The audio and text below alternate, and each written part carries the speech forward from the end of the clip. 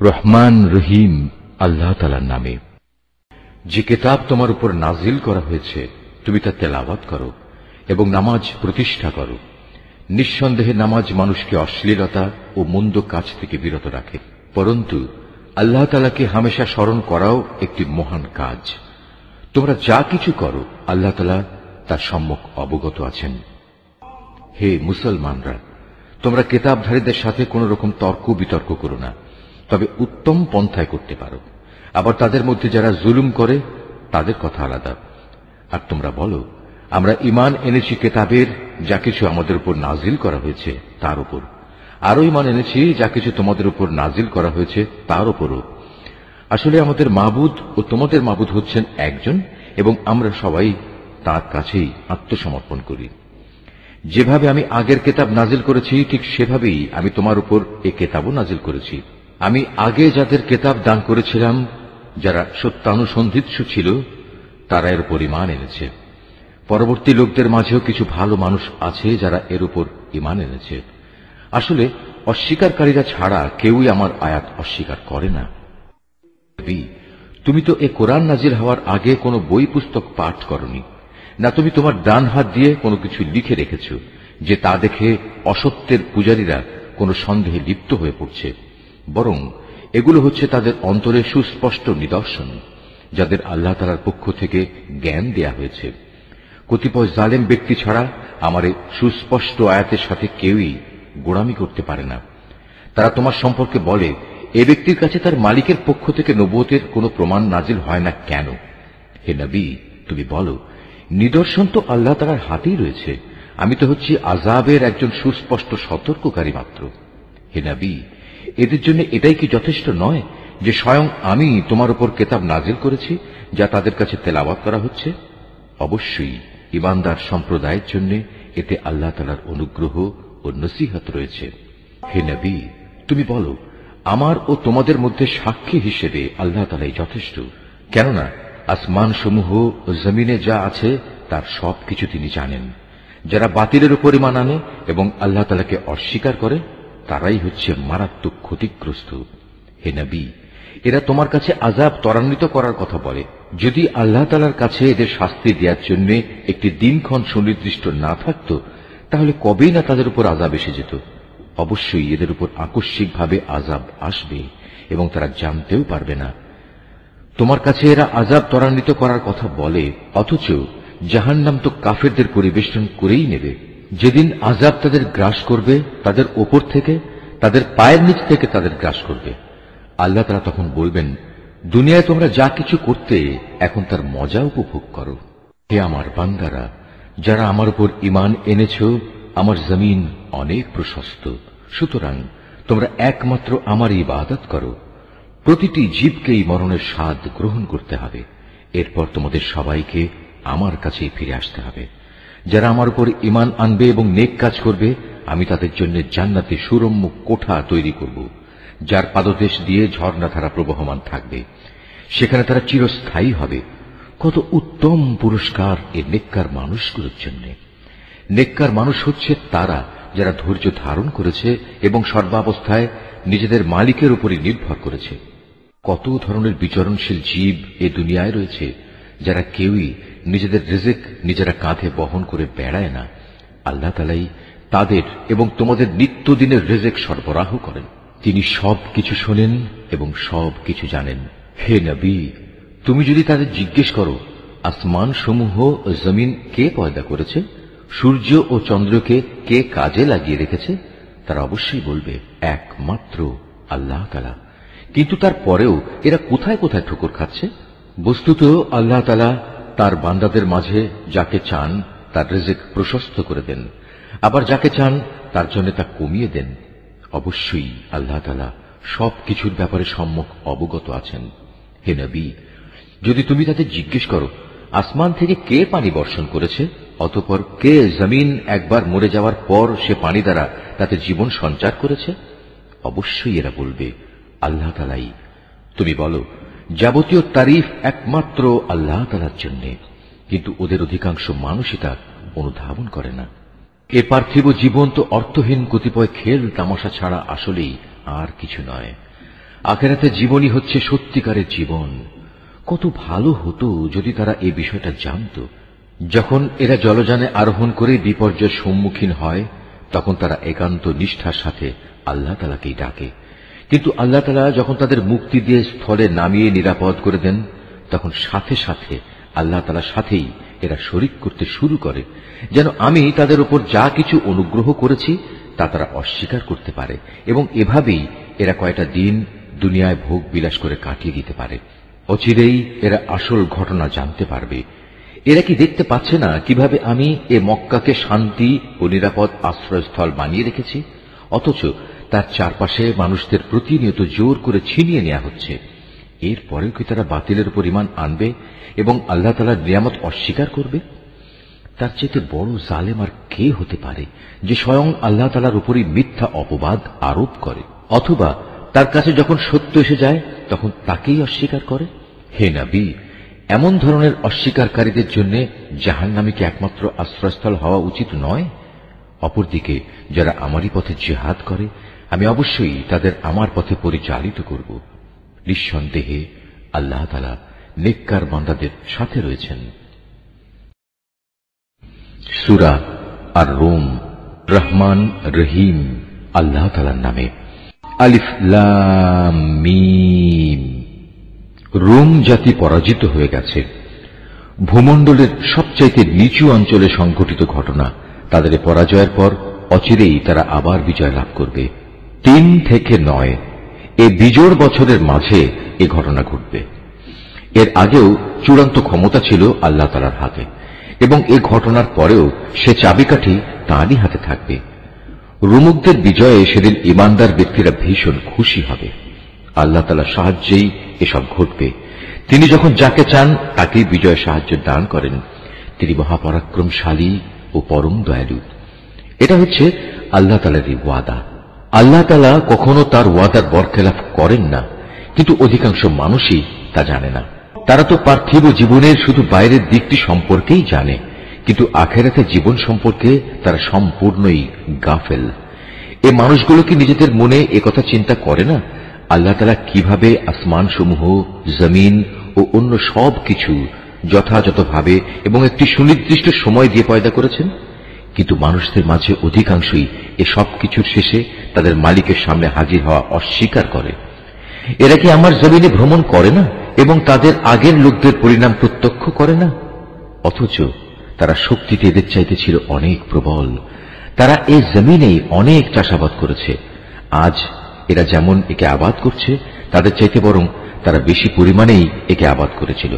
অতঃপর তাদের কাছে তাদের রসুলরা সুস্পষ্ট নিদর্শন দিয়ে হাজির হয়েছিল, কিন্তু তারা রসুলদের মানতে অস্বীকার করায় আমার গজব আবাদ করা সেই শখের জমিন থেকে তাদের নিশ্চিহ্ন করে দিল। আল্লাহ তাআলা তাদের উপর গজব পাঠিয়ে কোনো জুলুম করেননি, বরং কুফরি করে তারা নিজেরাই নিজেদের উপর জুলুম করেছে। অতঃপর যারা মন্দ কাজ করেছে তাদের পরিণাম মন্দই হয়েছে, কেননা তারা আল্লাহ তাআলার আয়াতকে অস্বীকার করেছে। তা নিয়ে তারা ঠাট্টা বিদ্রূপ করেছে।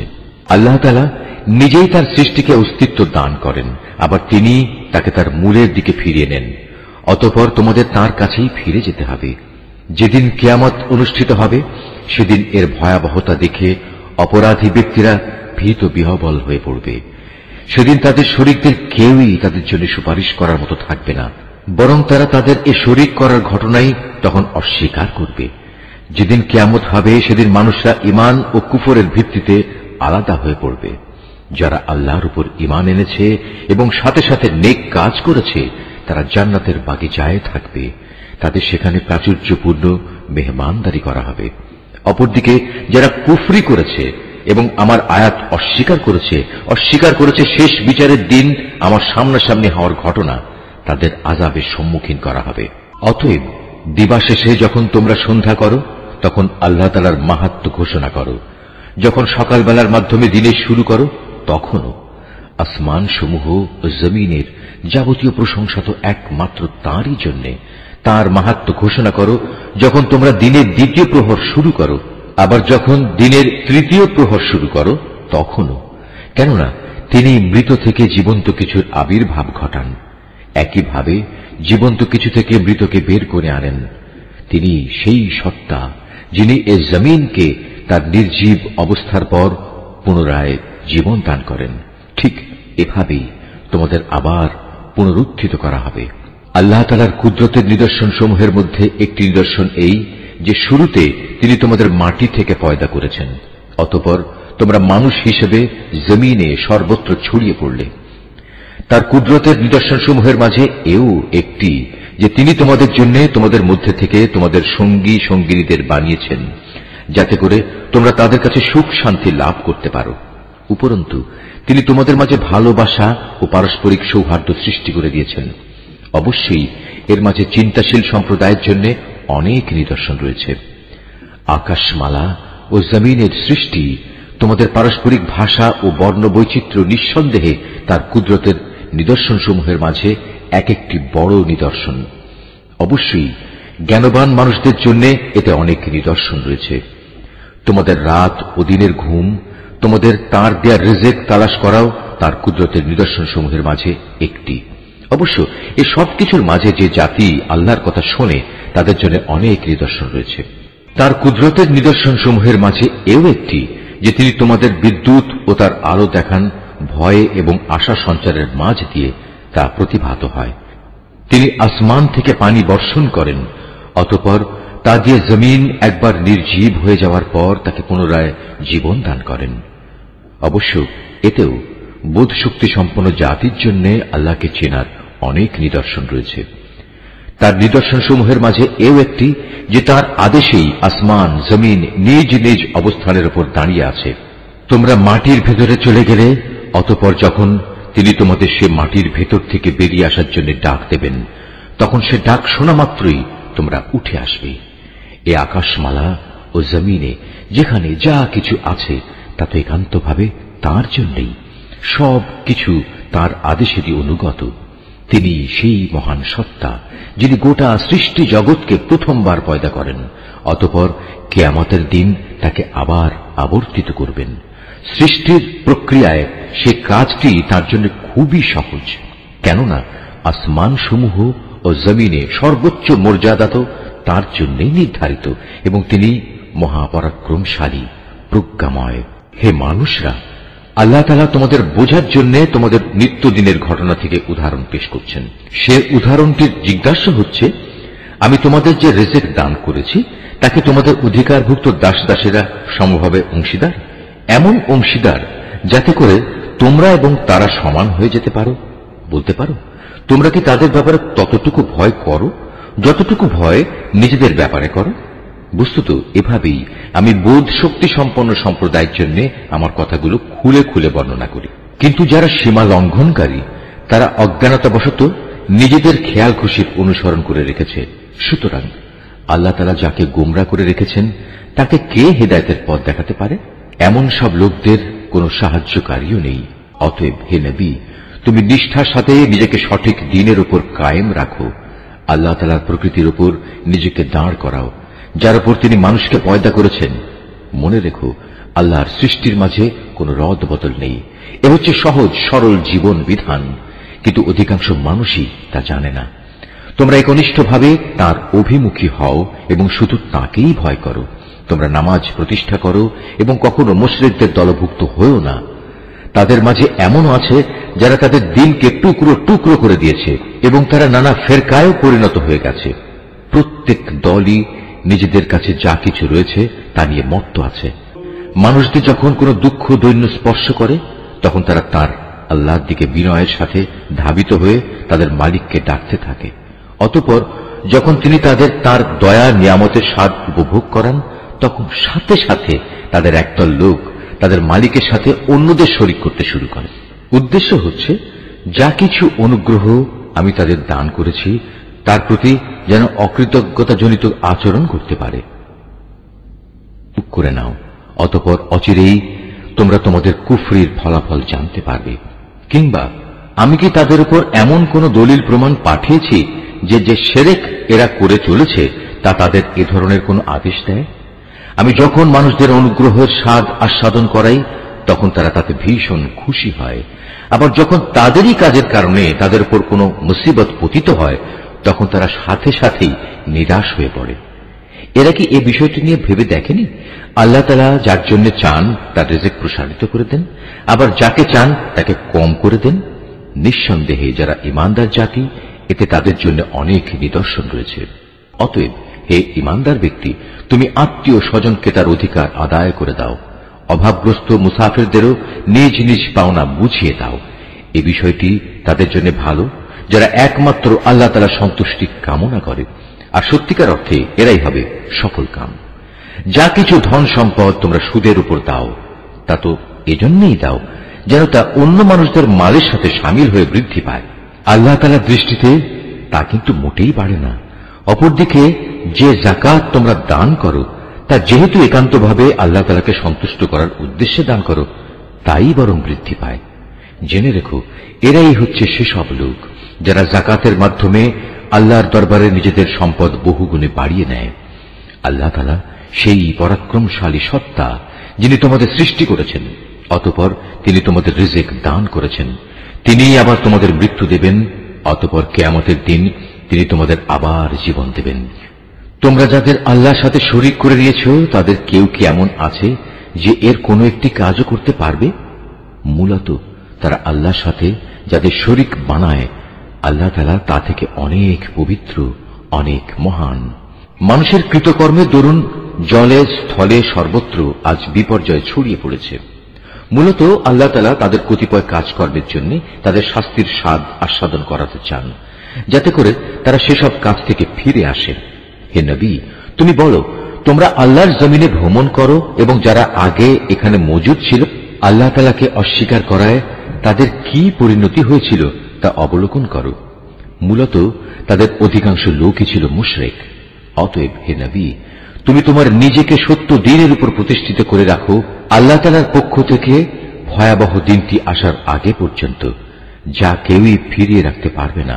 আর সেদিন যখন আসবে তখন মোমেন ও কাফের সবাই আলাদা হয়ে যাবে। যে ব্যক্তি আল্লাহ তাআলাকে অস্বীকার করল, তার এক কুফরি আযাব হিসেবে তার উপরই এসে পড়বে। অপরদিকে যে ব্যক্তি নেক আমল করল, তারাই যেন এর মাধ্যমে নিজেদের জন্য সুখ সজ্জা রচনা করল। মূলত যারাই আল্লাহ তাআলার উপর ঈমান আনবে এবং সে অনুযায়ী নেক আমল করবে, আল্লাহ তাআলা তাঁর অনুগ্রহ দ্বারা তাদের যথোপযুক্ত বিনিময় দান করবেন। আল্লাহ তাআলা কাফেরদের কখনো পছন্দ করেন না। তার মহান কুদরতের নিদর্শন সমূহের মাঝে এও একটি যে তিনি তোমাদের কাছে বৃষ্টির সুসংবাদবাহী বাতাস প্রেরণ করেন, যাতে করে তিনি তোমাদের তার অনুগ্রহের স্বাদ আস্বাদন করাতে পারেন। উপরন্তু তার আদেশে সমুদ্রে জলযানগুলো যেন চলতে পারে এবং তোমরাও এর মাধ্যমে তার কাছ থেকে রিজিক তালাশ করতে পারো, এবং আশা করা যায় তোমরা এসব কিছুর জন্য তার কৃতজ্ঞতা জ্ঞাপন করবে। হে রাসূল, আমি তোমার আগে আরো রাসূল তাদের জাতির কাছে পাঠিয়েছিলাম। তারা নবুয়তের সুস্পষ্ট নিদর্শন সমূহ নিয়েও এসেছিল, কিন্তু তারা তা অস্বীকার করেছে। অতঃপর যারা অপরাধ করেছে, আমি তাদের কাছ থেকে মর্মান্তিক প্রতিশোধ গ্রহণ করেছি, কেননা তাদের মোকাবেলায় ঈমানদারদের সাহায্য করা ছিল আমার উপর কর্তব্য। আল্লাহ তাআলা সেই মহান সত্তা যিনি তোমাদের জন্য বায়ু প্রেরণ করেন, অতঃপর তা এক সময় মেঘমালা সঞ্চালিত করে। তারপর তিনি যেভাবে চান তাকে আসমানে ছড়িয়ে দেন, তাকে টুকরো টুকরো করেন। এক পর্যায়ে তুমি দেখতে পাও তার ভিতর থেকে বৃষ্টিকণা বেরিয়ে আসছে। তিনি তাঁর বান্দাদের মধ্যে থেকে যাকেই চান তার উপরেই তা পৌঁছে দেন। তখন তারা এটা দেখে ভীষণ হর্ষোৎফুল্ল হয়ে যায়। অথচ এরাই একটু আগে তাদের উপর বৃষ্টি নাজিলের ব্যাপারে সম্পূর্ণ নিরাশ ছিল। তাকিয়ে দেখো আল্লাহ তাআলার অফুরন্ত রহমতের প্রভাবের দিকে, কিভাবে তিনি জমিনকে একবার মরে যাওয়ার পর পুনরায় শ্যামল ও জীবন্ত করে তোলেন।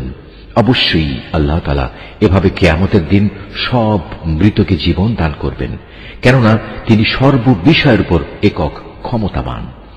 যদি আমি কখনো এমন বায়ু পাঠাতে শুরু করি যার ফলে মানুষ ফসলকে হলুদ রঙের দেখতে পায়, তখন অবশ্যই তারা আমার অকৃতজ্ঞতা জ্ঞাপন করতে শুরু করে। হে নবী, মৃতকে তো তুমি তোমার কথা শোনাতে পারবে না, না পারবে বধিরকে তোমার ডাক শোনাতে, বিশেষ করে যখন ওরা তোমাকে দেখেই মুখ ফিরিয়ে নেয়।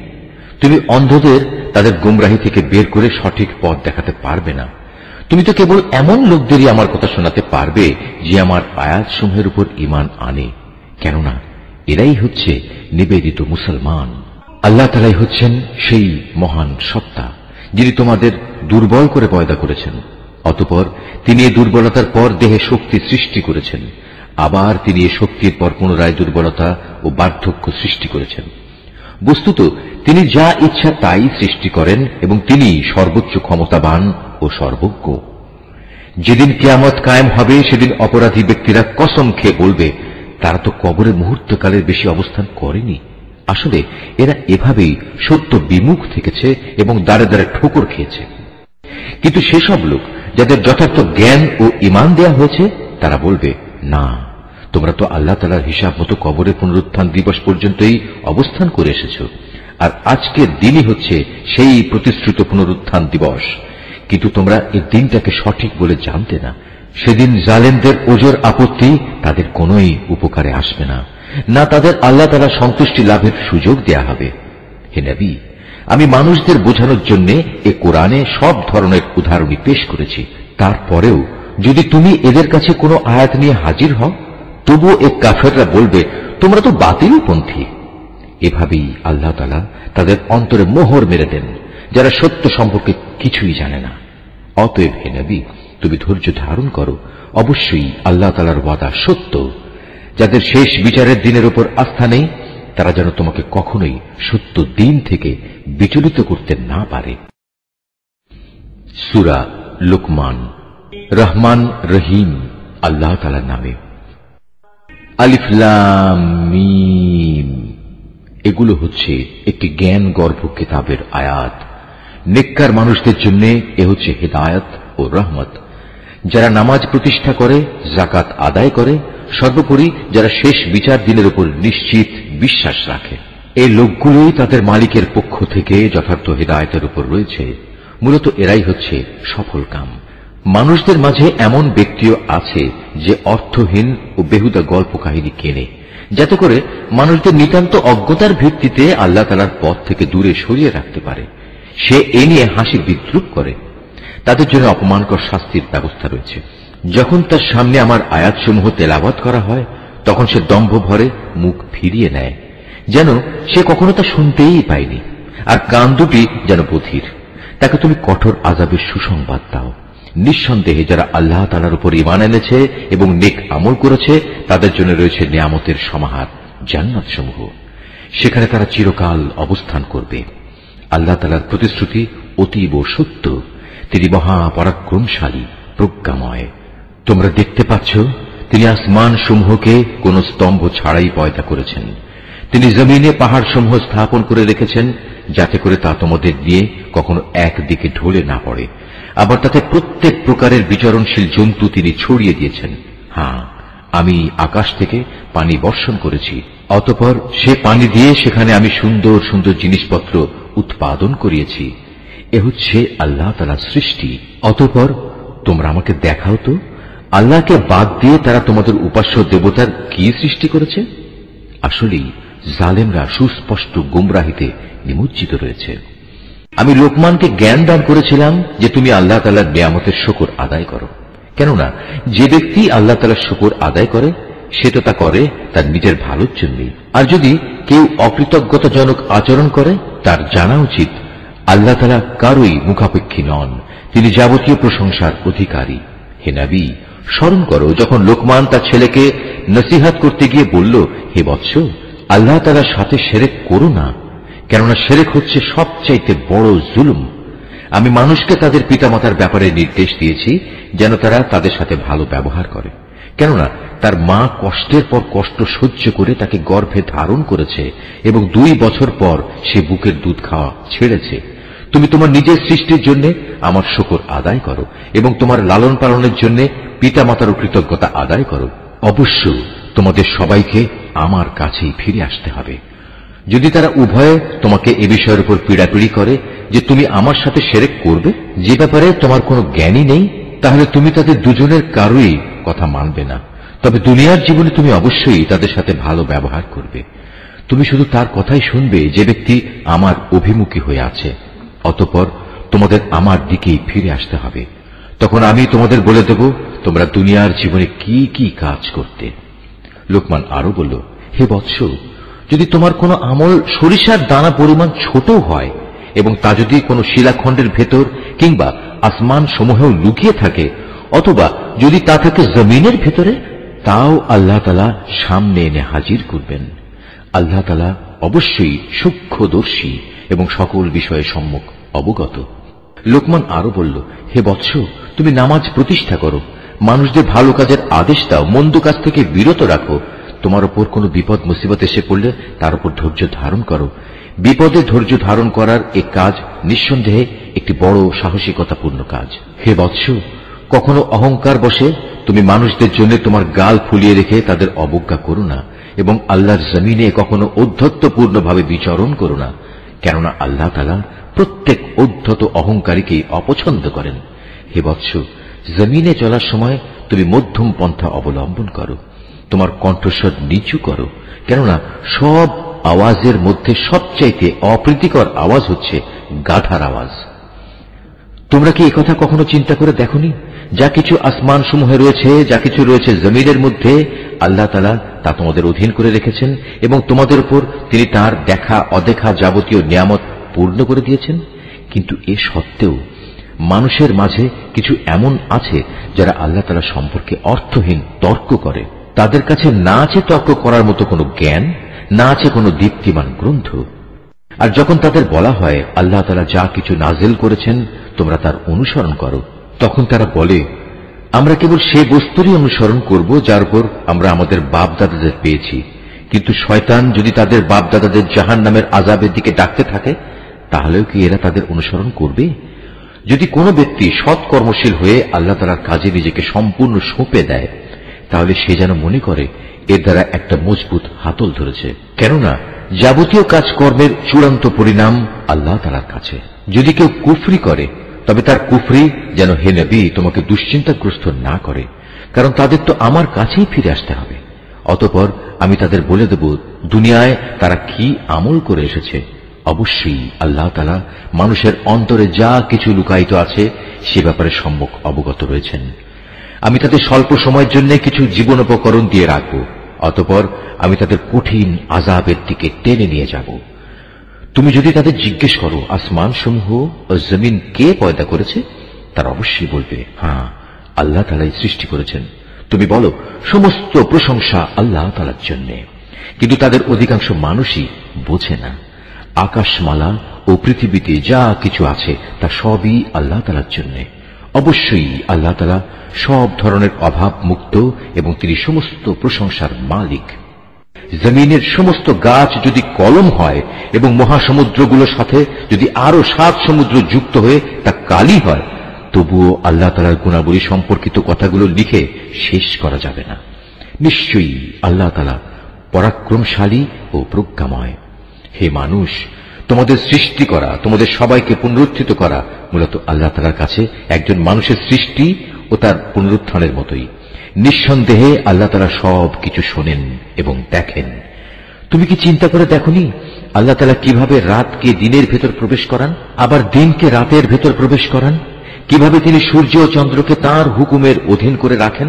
প্রত্যেক গ্রহ উপগ্রহ আপন কক্ষপথে এক সুনির্দিষ্ট সময় পর্যন্ত আবর্তন করতে থাকবে। নিশ্চয়ই তোমরা যা কিছু করো আল্লাহ তাআলা সে সম্পর্কে সম্যক অবগত রয়েছেন। এটাই চূড়ান্ত। যেহেতু আল্লাহ তাআলা হচ্ছেন সত্য, তাই তাকে ছাড়া এরা অন্য যা কিছুকেই ডাকুক না কেন তা বাতিল। মহান আল্লাহ তাআলা, তিনি সুউচ্চ ও অতি মহান। তুমি কি এটা লক্ষ্য করনি উত্তাল সাগরে একমাত্র আল্লাহ তাআলার অনুগ্রহেই জলযান ভেসে চলেছে, যাতে করে তিনি এর মাধ্যমে তোমাদের তাঁর সৃষ্টি বৈচিত্র্যের নিদর্শনসমূহ দেখাতে পারেন? অবশ্যই প্রতিটি ধৈর্যশীল ও কৃতজ্ঞ ব্যক্তির জন্য এতে অনেক নিদর্শন রয়েছে। যখন সমুদ্রের তরঙ্গমালা চাঁদোয়ার মতো হয়ে তাদের আচ্ছাদিত করে ফেলে, তখন তারা আল্লাহ তাআলাকে ডাকে, দিন একনিষ্ঠভাবে তাঁর জন্যই নিবেদন করে। অতঃপর যখন আমি তাদের উদ্ধার করি, তখন তাদের কিছু লোক বিশ্বাস অবিশ্বাসের মাঝামাঝি অবস্থান করে। অবশ্য যখন স্থলভাগে পৌঁছে দেই, তখন বিশ্বাসঘাতক ও অকৃতজ্ঞ ছাড়া কেউই আমার নিদর্শনসমূহ অস্বীকার করে না। হে মানুষ, তোমরা তোমাদের মালিককে ভয় করো এবং এমন একটি দিনকে ভয় করো যেদিন কোনো পিতা তার সন্তানের পক্ষ থেকে বিনিময় আদায় করবে না, না কোনো সন্তান তার পিতার পক্ষ থেকে বিনিময় আদায় করতে পারবে। অবশ্যই আল্লাহ তাআলার ওয়াদা সত্য। সুতরাং হে মানুষ, এ পার্থিব জীবন যেন তোমাদের কোন রকম প্রতারিত করতে না পারে, এবং প্রতারক শয়তানও যেন কখনো তোমাদের আল্লাহ তাআলা সম্পর্কে কোনো ধোঁকা দিতে না পারে। অবশ্যই আল্লাহ তাআলার কাছে কিয়ামতের সময় জ্ঞান আছে। তিনি বৃষ্টি বর্ষণ করেন। তিনিই জানেন যা মায়ের শুক্রকীটের মাঝে মজুদ রয়েছে। কোনো মানুষই বলতে পারে না আগামীকাল সে কি অর্জন করবে, না কেউ একথা বলতে পারে কোন জমিনে সে মৃত্যু বরণ করবে। নিঃসন্দেহে এ তথ্যগুলো একমাত্র আল্লাহ তাআলাই জানেন। তিনি সর্বজ্ঞ, সর্ববিষয়ে অবহিত। সূরা আস-সাজদা। রহমান রহিম আল্লাহ তাআলার নামে। আলিফ লাম মিম। সৃষ্টিকুলের মালিক আল্লাহ তাআলার কাছ থেকেই এ কিতাবের অবতরণ, এতে বিন্দুমাত্র সন্দেহ নেই। তারা কি একথা বলতে চায় এ কিতাবটা সে ব্যক্তি রচনা করে নিয়েছে? না, বরং এ হচ্ছে তোমার মালিকের কাছ থেকে নাজিল করা একটি সত্য কিতাব। আমি এটা এই জন্য নাজিল করেছি যাতে করে এর দ্বারা তুমি এমন এক জাতিকে জাহান্নাম থেকে সাবধান করে দিতে পারো যাদের কাছে নিকট অতীতে তোমার আগে কোনো সতর্ককারী আসেনি। সম্ভবত তারা হেদায়েত লাভ করতে পারে। আল্লাহ তাআলা যিনি আকাশমালা, জমিন ও উভয়ের মাঝে অবস্থিত সব কিছু 6 দিনে সৃষ্টি করেছেন, অতঃপর তিনি আরশে সমাসীন হন। তিনি ছাড়া তোমাদের কোন অভিভাবক কিংবা সুপারিশকারী নেই। এরপরেও কি তোমরা বুঝতে পারছ না? আসমান থেকে জমিন পর্যন্ত সবকিছু তিনিই পরিচালনা করেন। তারপর সবকিছু তিনি উপরের দিকে নিয়ে যাবেন এমন এক দিনে যার পরিণাম তোমাদের গণনায় 1000 বছর। তিনি দৃশ্যমান ও অদৃশ্যের পরিজ্ঞাতা, পরাক্রমশালী ও পরম দয়ালু। তিনি যা কিছুই সৃষ্টি করেছেন সুন্দর ও নিখুঁত করে সৃষ্টি করেছেন, এবং তিনি মানুষ সৃষ্টির সূচনা করেছেন মাটি থেকে। অতঃপর তিনি তার বংশধরদের তুচ্ছ তরল একটি পদার্থের নির্যাস থেকে বানিয়েছেন। পরে তিনি তাকে ঠিকঠাক করলেন এবং তার মধ্যে তিনি তার নিজের কাছ থেকে রূহ ফুঁকে দিলেন, এবং তোমাদের জন্য তাতে কান, চোখ ও অন্তঃকরণ দান করলেন। তোমাদের খুব কম লোকই কৃতজ্ঞতা আদায় করে। আল্লাহ তাআলাকে যারা অস্বীকার করে তারা বলে, আমরা মৃত্যুর পর যখন মাটিতে মিশে যাব তারপরেও আমাদের আবার নতুন করে পয়দা করা হবে। মূলত এরা তাদের মালিকের সাথে সাক্ষাৎকারের বিষয়টিকেই অস্বীকার করে। হে নবী, তুমি এদের বলো, জীবন হরণের ফেরেশতা যাকে তোমাদের মৃত্যুর ব্যাপারে দায়িত্ব দেওয়া হয়েছে অচিরেই তোমাদের জান কবজ করে নেবে। অতঃপর তোমাদের সবাইকে মালিকের দরবারে ফিরিয়ে নেওয়া হবে। হে নবী, যদি তুমি সে দৃশ্য দেখতে যখন অপরাধীরা নিজেদের মালিকের সামনে মাথা নিচু করে দাঁড়িয়ে থাকবে এবং বলতে থাকবে, হে আমাদের মালিক, আমরা তো আজ সব কিছুই দেখলাম এবং তোমার সিদ্ধান্তের কথাও শুনলাম। অতএব তুমি আমাদের আর একবার দুনিয়ায় পাঠিয়ে দাও। আমরা ভালো কাজ করব। এখন আমাদের পূর্ণ বিশ্বাস অর্জিত হয়েছে। আল্লাহ তাআলা বলবেন, আমি চাইলে প্রত্যেক ব্যক্তিকে হেদায়েত দিয়ে দিতাম, কিন্তু আমার পক্ষ থেকে সে ঘোষণা আজ সত্য প্রমাণিত হল। আমি মানুষ ও জিনদের মধ্য থেকে এদের সবাইকে দিয়ে জাহান্নাম পূর্ণ করব। এই আয়াতটি যিনি তেলাওয়াত করবেন এবং যিনি এই আয়াতটির তেলাওয়াত শুনবেন তাদের সবাইকে এখানে একটি সাজদা আদায় করতে হবে। এটা ওয়াজিব। অতঃপর ওদের বলা হবে, যাও তোমরা জাহান্নামের শাস্তি আস্বাদন করো। যেভাবে তোমরা আজকের এই সাক্ষাৎকারের কথা ভুলে গিয়েছিলে, আমিও তেমনি আজ তোমাদের ভুলে গেলাম। যাও নিজেদের কৃতকর্মের প্রতিফল হিসেবে জাহান্নামের চিরস্থায়ী শাস্তি ভোগ করো। আমার আয়াতসমূহের উপর তারাই ঈমান আনে। যখন তাদের আয়াত দ্বারা উপদেশ দেয়া হয় তখন তারা সাথে সাথেই সাজদাবনত হয়ে পড়ে। উপরন্তু তারা তাদের মালিকের সপ্রশংস পবিত্রতা ঘোষণা করে এবং নিজেরা অহংকার করে না। তাদের পার্শ্বদেশ রাতের বেলায় বিছানা থেকে আলাদা থাকে। তারা নিশুতি রাতে আযাবের ভয়ে এবং জান্নাতের আশায় তাদের মালিককে ডাকে। তদুপরি আমি তাদের যা কিছু দান করেছি তারা তা থেকে আমার পথে ব্যয় করে। কেউ জানে না কি ধরনের নয়ন প্রীতিকর বিনিময় তাদের জন্য লুকিয়ে রাখা হয়েছে। মূলত তা হবে তাদের কাজের যথার্থ পুরস্কার। যে ব্যক্তি মোমেন সে নাফরমান ব্যক্তির মতো হয়ে যাবে? না, এরা কখনো এক সমান হতে পারে না। অতএব যারা ঈমান এনেছে এবং নেক আমল করেছে তাদের জন্য সুরম্য জান্নাতে বাসস্থান হবে। এই মেহমানদারি হবে তাদের নেক কাজের পুরস্কার যা তারা করে এসেছে। যারা আল্লাহ তাআলার নাফরমানি করবে তাদের বাসস্থান হবে জাহান্নামের আগুন। যখনই তারা সেখান থেকে বেরিয়ে আসতে চেষ্টা করবে তখনই তাদের ধাক্কা দিয়ে তার ভিতরে ঠেলে দেয়া হবে এবং তাদের বলা হবে, যাও আগুনের আযাব ভোগ করে নাও, তোমরা তো এই বিষয়কে মিথ্যা প্রতিপন্ন করতে। জাহান্নামের বড় আযাবের আগে আমি অবশ্যই তাদের দুনিয়ার ছোটখাটো আযাবও আস্বাদন করাবো, এই আশায় যে হয়তোবা এতে করে তারা আমার দিকে ফিরে আসবে। তার চেয়ে বড় জালেম আর কে হতে পারে যে ব্যক্তিকে তার মালিকের আয়াতসমূহ দ্বারা নসিহত করা হয়, অতঃপর সে তা থেকে মুখ ফিরিয়ে নেয়। অবশ্যই আমি নাফরমানদের কাছ থেকে প্রতিশোধ নেব। রুকু ৩। হে নবী, তোমার আগে আমি মুসাকেও কিতাব দিয়েছিলাম, অতএব তুমি তার আল্লাহর সাথে সাক্ষাতের বিষয়টিতে কোন রকম সন্দেহ করো না। আমি যে কিতাব তাকে দিয়েছি তা আমি বনী ইসরায়েলদের জন্য পথ প্রদর্শক বানিয়ে দিয়েছিলাম। আমি তাদের মধ্যে থেকে কিছু লোককে নেতা বানিয়েছিলাম, তারা আমারই আদেশে মানুষদের হেদায়েত করত, যখন তারা অত্যাচারের সামনে কঠোর ধৈর্য ধারণ করেছে। সর্বোপরি তারা ছিল আমার আয়াতের উপর একান্ত বিশ্বাসী। অবশ্যই হে নবী, তোমার মালিক কিয়ামতের দিন সে সব কিছুর ফয়সালা করে দেবেন যেসব বিষয়ে তারা দুনিয়ায় মতবিরোধ করে বেড়াত। হে নবী, তোমার জাতির লোকেরা কি এ থেকে হেদায়েত পায়নি যে আমি তাদের আগে কত জাতিকে ধ্বংস করে দিয়েছি, যাদের বাসস্থানসমূহের মাঝ দিয়েই তারা সব সময় চলাফেরা করে?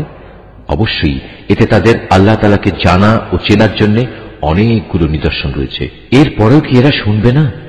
ওরা কি লক্ষ্য করে দেখে না আমি কিভাবে উর্বর ভূমির উপর পানি প্রবাহিত করি এবং পরে তারই সাহায্যে আমি সেই ভূমি থেকে ফসল বের করে আনি, যা থেকে তাদের গৃহপালিত জন্তুগুলো যেমনি খাবার গ্রহণ করে তেমনি খায় তারা নিজেরাও। এ সত্ত্বেও কি এরা আল্লাহ তাআলার অসীম কুদরতের চিহ্ন দেখতে পায় না? তারা বলে, যদি তোমরা তোমাদের দাবিতে সত্যবাদী হও তাহলে সে বিচারের ক্ষণটি কখন আসবে যার কথা বলে তোমরা আমাদের ভয় দেখাচ্ছ? হে নবী, তুমি বলো, যারা কুফরি করেছে বিচারের দিন তাদের ঈমান কোনোই কাজে আসবে না, না তাদের কোন রকম অবকাশ দেওয়া হবে। অতএব হে নবী, তুমি এদের এসব কথাবার্তা থেকে বিমুখ থাকো এবং তুমি শেষ দিনের অপেক্ষা করো, তারাও অপেক্ষা করছে। সূরা আল আহজাব। রহমান রহিম আল্লাহ তাআলার নামে। হে নবী, আল্লাহ তাআলাকে ভয় করো, কাফের ও মুনাফিকদের আনুগত্য করো না।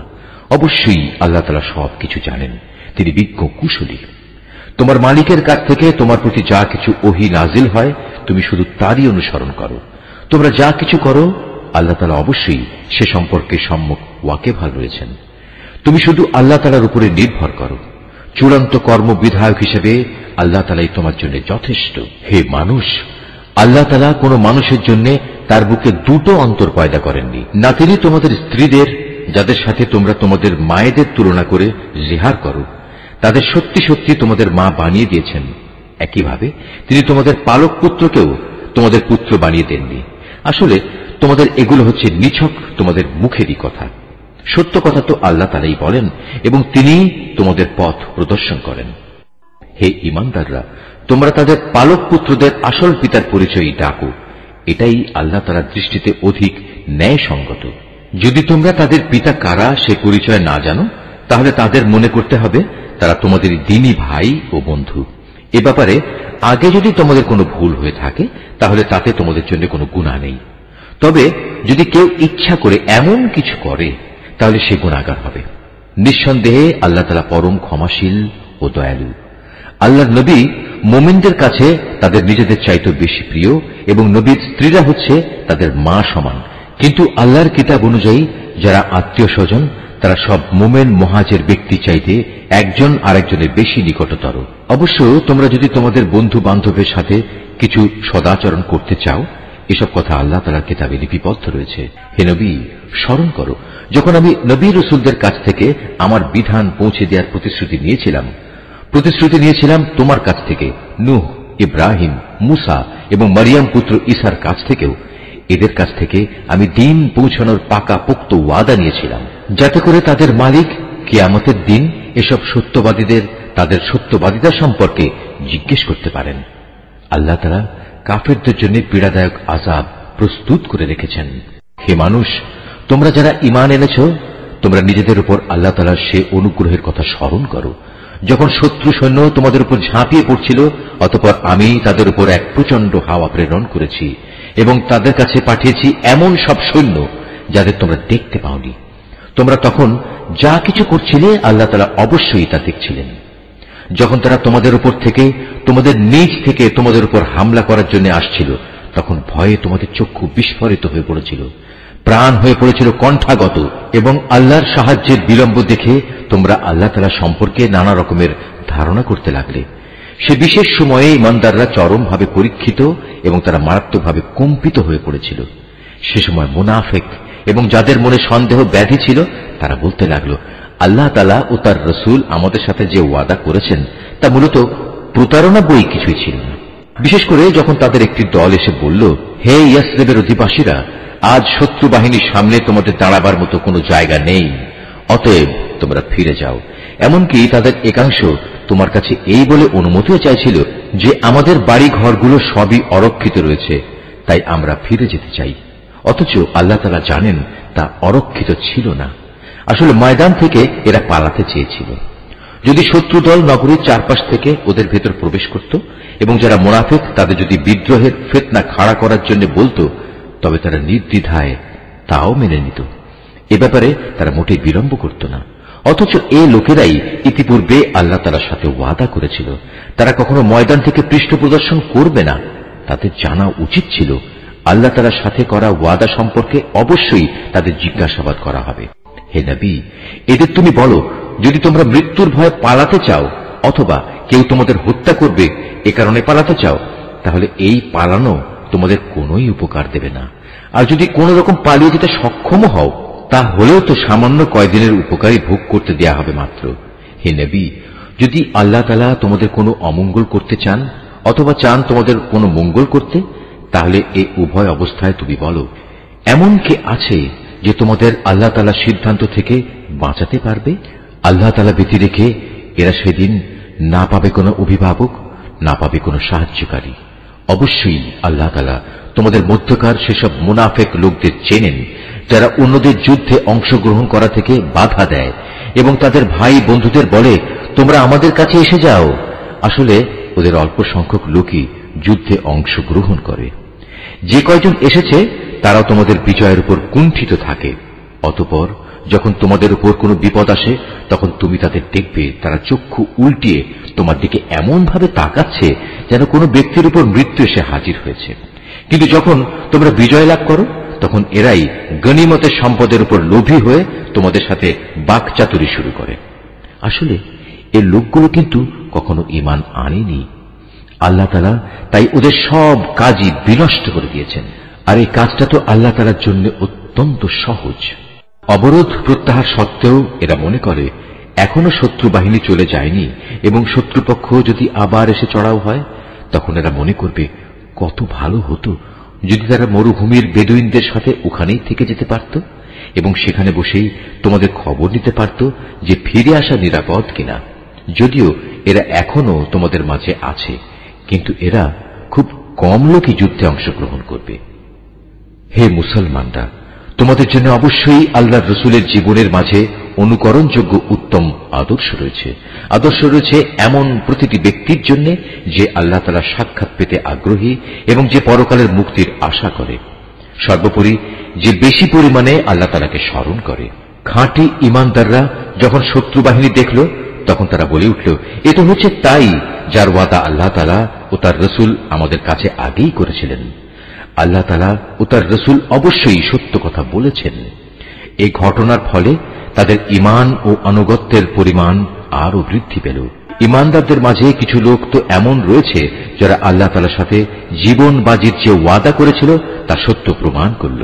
তাদের কিছু সংখ্যক মানুষ তো নিজের কোরবানি পূর্ণ করে শাহাদাত লাভ করল, আর কেউ এখনো শাহাদাতের অপেক্ষায় আছে। তারা তাদের আসল লক্ষ্য কখনো পরিবর্তন করেনি। যুদ্ধ তো এজন্যই যে এতে করে সত্যবাদীদের আল্লাহ তাআলা তাদের সত্যবাদিতার পুরস্কার দেবেন, আর মুনাফিকদের তিনি চাইলে শাস্তি দেবেন কিংবা তিনি তাদের উপর ক্ষমা পরবশ হবেন। নিঃসন্দেহে আল্লাহ তাআলা ক্ষমাশীল ও পরম দয়ালু। আল্লাহ তাআলা কাফেরদের তাদের যাবতীয় ক্রোধ সহ এমনই মদিনা থেকে ফিরিয়ে দিলেন। এ অভিযানে তারা কোনো কল্যাণী লাভ করতে পারেনি। আল্লাহ তাআলাই এই যুদ্ধে মুমিনদের জন্য যথেষ্ট প্রমাণিত হলেন। মূলত আল্লাহ তাআলা প্রবল শক্তিমান ও পরাক্রমশালী। এই যুদ্ধে যারা হামলাকারী ছিল আহলে কিতাবদের মধ্যে যারা তাদের সাহায্য করেছে, আল্লাহ তাআলা তাদেরও দুর্গ থেকে অবতরণ করালেন এবং তাদের অন্তরে মুসলমানদের সম্পর্কে এমন ভীতির সঞ্চার করালেন যে আজ তোমরা তাদের এক দলকে হত্যা করছ, আরেক দলকে বন্দী করছ। তিনি তোমাদের তাদের জমিন, বাড়িঘর ও সহায় সম্পত্তির উত্তরাধিকারী বানিয়ে দিলেন। আল্লাহ তাআলা এর ফলে তোমাদের এমন সব ভূখণ্ডের অধিকারী বানিয়ে দিলেন যেখানে তোমরা এখনো কোনো সামরিক অভিযান পরিচালনাই করনি। সত্যি আল্লাহ তাআলা সর্ববিষয়ের উপর একক ক্ষমতাবান। হে নবী, তুমি তোমার স্ত্রীদের বলো, তোমরা যদি পার্থিব জীবন ও তার ভোগ বিলাস কামনা করো তাহলে এসো, আমি তোমাদের তার কিছু অংশ দিয়ে দেই এবং সৌজন্যের সাথে তোমাদের বিদায় করে দেই। আর যদি তোমরা আল্লাহ তাআলা, তার রসুল ও পরকাল কামনা করো তাহলে জেনে রেখো, তোমাদের মধ্যে যারা সৎ কর্মশীল আল্লাহ তাআলা তাদের জন্য মহা পুরস্কার প্রস্তুত করে রেখেছেন। হে নবী পত্নীরা, তোমাদের মধ্যে যারা খোলাখুলি কোনো অশ্লীল কাজ করবে তাহলে তার শাস্তি দ্বিগুণ করে দেয়া হবে। আর এই কাজ আল্লাহ তাআলার জন্য অত্যন্ত সহজ। নিশ্চয়ই আল্লাহ যা বলেছেন সত্য বলেছেন।